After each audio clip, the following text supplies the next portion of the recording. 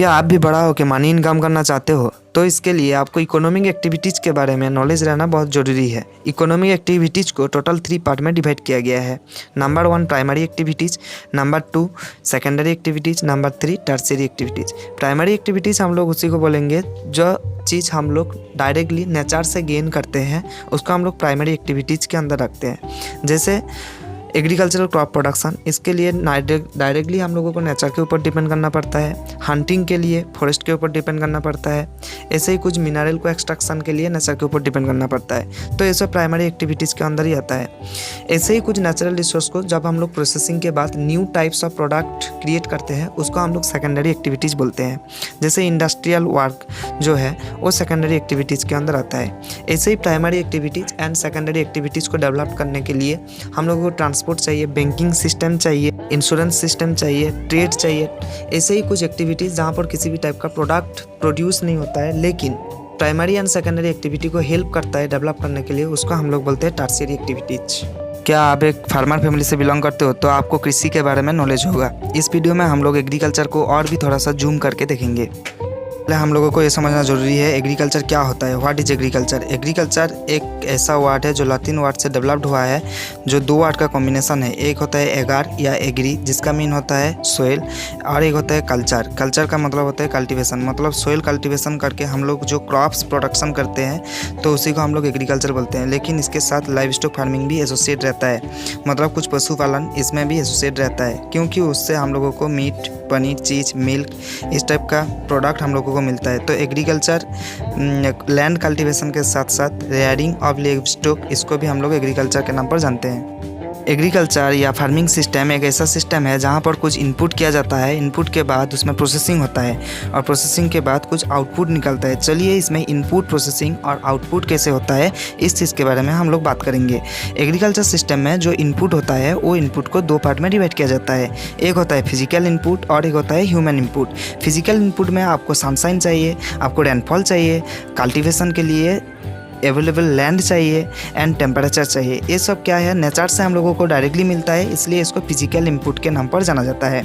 On the another hand human input, human input में आपको labour देना पड़ेगा, आपको मशीनरी का यूज करना पड़ेगा, जैसे इरिगेशन फैसिलिटीज़ के लिए आपको केमिकल को यूज करना पड़ेगा और भी ज़्यादा प्रोडक्शन क्रिएट करने के लिए।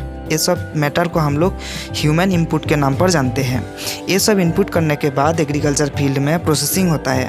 प्रोसेसिंग के बाद एक न्यू टाइप्स आउटपुट हम लोगों को मिलता है, रिजल्ट मिलता है, जो डिफरेंट क्रॉप के फॉर्म में हम लोगों को मिलता है। जैसे different kind of crops, rice, wheat, ऐसे ही कुछ animal products, fishing, poultry etcetera हम लोगों को आउटपुट में मिलता है। अब हम लोग फार्मिंग सिस्टम का क्लासिफिकेशन को देखेंगे। फार्मिंग सिस्टम को मेजरली 2 पार्ट्स में डिवाइड किया जाता है। एक होता है सबसिस्टेंस फार्मिंग और एक होता है कमर्शियल फार्मिंग। सबसिस्टेंस फार्मिंग वो फार्मिंग सिस्टम्स होता है जहाँ पर एग्रीकल्चर फार्मर खुद के लिए क्रॉप प्रोडक्शन करता है, वो अपने के लिए एंड अपने फैमिली के लिए क्रॉप प्रोडक्शन करता है। मतलब किसी भी टाइप का क्रॉप प्रोडक्शन मार्केट या कमर्शियल पर्पस के लिए नहीं होता है, उसको सबसिस्टेंस फार्मिंग बोलेंगे। Intensive subsistence agriculture, intensive subsistence agriculture वो रीजन में होता है जहाँ पर total amount of agriculture land बहुत कम होता है, मतलब एग्रीकल्चर लैंड कम है लेकिन उस रीजन में पॉपुलेशन बहुत ज़्यादा है, मतलब पॉपुलेशन प्रेशर एग्रीकल्चर लैंड के ऊपर जिस रीजन में बहुत ज़्यादा होता है उस रीजन में इंटेंसिव सबसिस्टेंस एग्रीकल्चर प्रैक्टिस किया जाता है।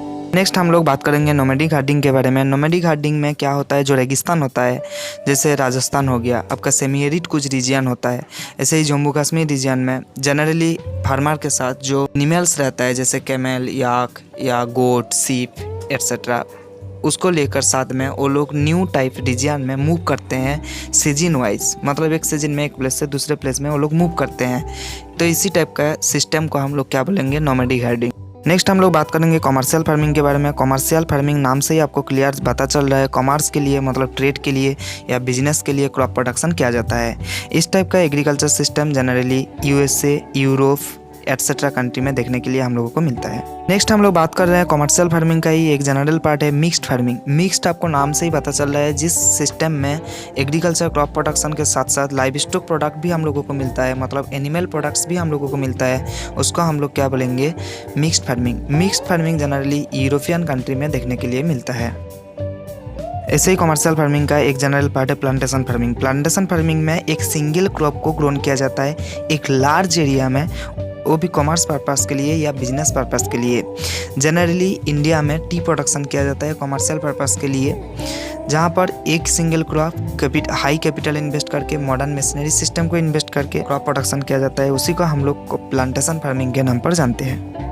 किसी भी टाइप का एग्रीकल्चरल क्रॉप प्रोडक्शन के लिए एक जियोग्राफिकल कंडीशन काम करता है, मतलब कुछ फिजिकल फैक्टर काम करता है, कुछ मैनमेड फैक्टर काम करता है। फिजिकल फैक्टर में रेनफॉल, टेम्परेचर, ह्यूमिडिटी ये सब चाहिए। ऐसे ही ह्यूमन फैक्टर में आपको labour, capital, irrigation system, chemical fertiliser, modern machinery system ये सब चाहिए। तो ऐसे ही एग्रीकल्चर क्रॉप प्रोडक्शन के लिए कुछ जियोग्राफिकल कंडीशन हेल्प करते रहता है। ऐसे ही मैं एग्जांपल के तौर पर अगर बताऊंगा तो राइस प्रोडक्शन के लिए किस टाइप का जियोग्राफिकल कंडीशन चाहिए। आपको पता होगा राइस प्रोडक्शन के लिए बारिश ज़्यादा चाहिए, रेनफॉल 100-150 सेंटीमीटर तक चाहिए। ऐसे ही temperature 20 degree to 25 degree Celsius तक चाहिए। और अदर काइंड जो मैनमेड फैक्टर है जैसे labour, capital, irrigation facilities and chemical fertiliser ये सब चीज़ तो आपको चाहिए। ऐसे ही कुछ आपके बुक में क्रॉप प्रोडक्शन के लिए जियोग्राफिकल कंडीशन के बारे में बताया गया है। आप उसको रीडिंग करोगे तो आपको इजीली समझ में आ जाएगा। यूएसए का नाम तो सुना ही हो, यूएसए भी एग्रीकल्चर फार्मर होते हैं। ऐसे ही इंडिया में फार्मर रहते हैं। हम लोग आज इस वीडियो में बात करेंगे यूएसए फार्मर के साथ इंडिया फार्मर का क्या डिफरेंसेस है। यूएसए में जो फार्मर रहते हैं उन लोगों का जो एग्रीकल्चर लैंड का जो साइज़ होता है वो 250 हेक्टर से ज़्यादा होता है, मतलब लार्ज साइज होता है एग्रीकल्चर लैंड का। लेकिन इंडिया में वहाँ पर एग्रीकल्चर लैंड का जो साइज़ होता है वो 1.5 हेक्टर के आसपास होता है, मतलब स्मॉल पीसेस ऑफ लैंड होता है। ऐसे ही यूएसए का जो एग्रीकल्चर फार्मर होते हैं वो लोग generally corn, soybean, wheat, cotton इस टाइप का मेजर कॉमर्शियल पर्पस के लिए क्रॉप को प्रोडक्शन करते हैं, मतलब बिजनेस पर्पस के लिए। लेकिन इंडिया में जनरली फूड ग्रेन्स को प्रोडक्शन किया जाता है, जैसे राइस, व्हीट, शुगर कैन। आपको ये जान के अच्छा लगेगा, यूएसए में जो एग्रीकल्चर सिस्टम है वो एग्रीकल्चर सिस्टम को एक फार्मर उसका एग्रीकल्चर लैंड को अच्छे से ऑब्जर्व करने के लिए सैटेलाइट को यूज करता है। उसका सैटेलाइट सिस्टम कंप्यूटर के साथ लिंक रखता है, जिसके थ्रू उसको पता चलता है किस टाइम में किस टाइप का केमिकल फर्टिलाइज़र एग्रीकल्चर फील्ड में यूज करना उसको चाहिए। लेकिन इंडिया में इस टाइप का कुछ फैसिलिटी अभी तक आया नहीं है। वैसे में एग्रीकल्चर फील्ड में डिफरेंट काइंड ऑफ पेस्टिसाइड या केमिकल फर्टिलाइज़र को यूज करने के लिए हेलीकॉप्टर को यूज किया जाता है। लेकिन इंडिया का कंडीशन अभी तक ऐसा नहीं है जहां पर केमिकल फर्टिलाइज़र को यूज करने के लिए हेलीकॉप्टर को यूज किया जाएगा। अगर आप इस डायग्राम को बहुत अच्छे से देखोगे तो different type of agriculture system के बारे में भी आपको और भी ज़्यादा नॉलेज बढ़ जाएगा। जैसे सेरीकल्चर जो होता है वो कमर्शियल सी फॉर्म्स होता है।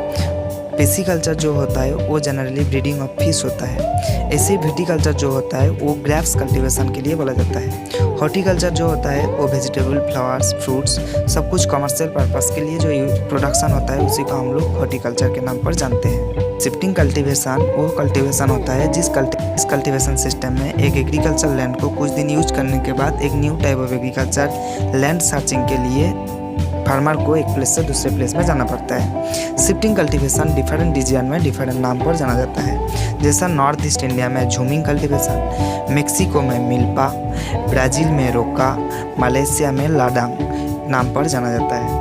लेकिन शिफ्टिंग कल्टीवेशन सिस्टम का कुछ डिसएडवांटेज भी रहता है। एक्चुअली शिफ्टिंग कल्टीवेशन के लिए एनवायरमेंटल पोल्यूशन होता है, जैसा सॉइल पोल्यूशन होता है, एयर पोल्यूशन होता है। ऐसे ही डिफोरेस्टेशन के लिए यहाँ पर सॉइल इरोशन भी होता है। इसलिए shifting cultivation is not ideal for our environment. लेकिन शिफ्टिंग कल्टीवेशन क्या होता है? शिफ्टिंग कल्टीवेशन में एक्चुअली जो फॉरेस्ट एरिया होता है उस फॉरेस्ट एरिया को पहले डिफोरेस्टेशन किया जाता है। डिफोरेस्टेशन के बाद उसमें आग लगाया जाता है। आग लगाने के बाद उसमें फसल उगाया जाता है। फसल उगाने के बाद 2 से 4 साल फसल उगाने के बाद उसका जो सॉइल का फर्टिलाइजर पावर रहता है वो फर्टिलाइजर पावर कम हो जाता है। इसलिए फार्मर को उस ज़मीन को छोड़ के नया ज़मीन या सर्च करने के लिए ट्रांसफ़र आना पड़ता है।